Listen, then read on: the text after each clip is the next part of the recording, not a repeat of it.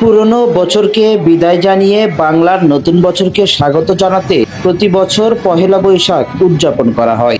আর এ পহেলা বৈশাখে আনন্দ শোভাযাত্রা যেন এক নতুন মাত্রা।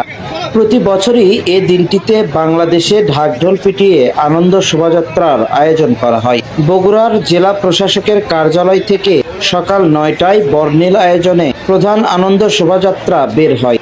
পহেলা বৈশাখের আনন্দ শোভাযাত্রায় তুলে ধরা হয় বাংলা সংস্কৃতির নানা দিক।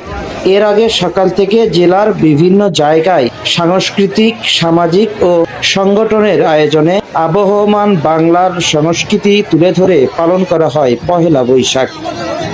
আজ পহেলা বৈশাখ 1432 বঙ্গাব্দের প্রথম দিন, বাঙালির প্রাণের পহেলা বৈশাখ। বাংলা নববর্ষের মূল বৈশিষ্ট্য হল পৃথিবীর অন্যান্য বর্ষপঞ্জি যেখানে কোনো না কোনো ধর্মের সঙ্গে সম্পৃক্ত, বাংলা নববর্ষ সেদিক দিয়ে সম্পূর্ণ আলাদা। কৃষি কাজ ও খাজনা সংগ্রহের নিমিত্তে এর প্রচলন এবং দিনে দিনে তা হয়ে ওঠে সর্বজনীন সাংস্কৃতিক উৎসব।